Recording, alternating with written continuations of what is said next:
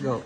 Hi guys! Good evening and good morning. Welcome to our podcast, Jen Entrepreneur. I'm here, nasa harapan niyo right now. Actually, napaka-goodness natin right now kasi meron tayong napaka-poging guest dito. So actually, nandito right now sa harapan natin na isa siya sa maraming followers sa TikTok. Kung sino yung nagti-TikTok right now, andito yon nasa harapan niyo. So by the way, sir, pwede ka ba na magpapakilala? Sir Jay? Alright, so, hi guys, my name is Jake Casquero from Nampikwan, Nueva Ecija.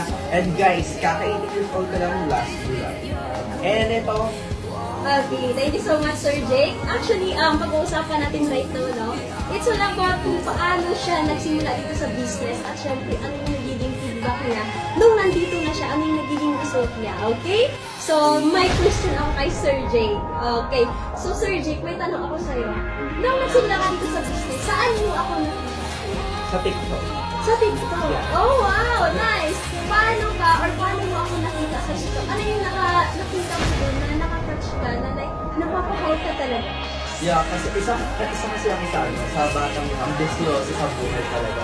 Kaya, na-explore ako, nanonood ako, maghapon, nanonood na ako doon. Tapos hanggang sa nakita ko na parang may gusto akong baguhin sa sarili ko na like parang opportunities, kaya napangaw ako sa concept. Wow! Kaya ka nandito right now. Anyway, so may pangalawa tayong tanong. So, ano na first, ngayon pangalawa.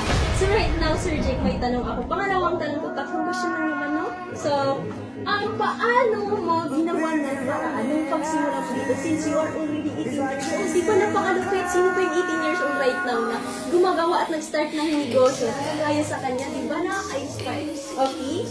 Okay, so, yung nagawan ko ng paraan yung sa business na to sa isa kong work. So, yung naipon ko sa work na yon na savings, in-invest ko dito sa work na to na alam ko na mag-grow din ako dito. Okay, nice. Di ba? Sino bang hindi na-inspire dyan? 18 years old pero gumawa ng paraan para makapagsimula sa business natin. So ito, may pangatlo akong tanong sa iyo. Okay. Napakagandang ano to kasi ano yung magiging masasabi mo sa mga nanonood natin dito right now, na which is, sino ba si Jake ngayon na ginawa na ang negosyo? Ano yung nagiging result mo right now? Ano yung, or result, or ano yung na-improve sa'yo? Sasabihin mo talaga, yung growth mo dito sa negosyo. Ginawa ko to not for myself, just for my family also. And also, I want to help other people, for those who deserve this opportunities also. So, ako yung tipong tao na meron naman akong parents na yung mga kailangan for financial needs everyday. Pero mas masarap sa feeling yung gumagawa ka ng pera para sa'yo.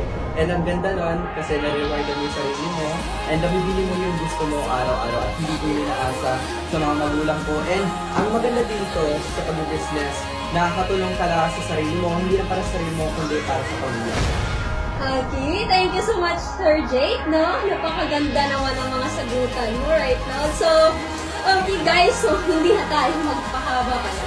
Actually, sino sa inyo or kagaya sa kanya na like gusto din na magsimula, na willing talaga na magiging successful, yung mag-grow ka, na which is hindi mo naman kailangan talaga na okay, nasa edad, nasa ano talaga kung ikaw mismo, bata ka pa or matanda kung willing kang magsimula, which is yun, magsimula ka na para din magiging, alam mo yung growth mo sa sarili mo. Okay, so, wala na tayong ibig sabihin dyan, no? Ang gagawin na nyo guys, pag nanonood ko yung right now, which is, just click my message dyan. So, para din naman kung gusto nyo talagang magsimula sa ganitong negosyo, pwede nyo akong i-direct message para talaga, na ipapaliwanag ko sa inyo kung paano gagawin. So, yun lang naman. Thank you so much and God bless.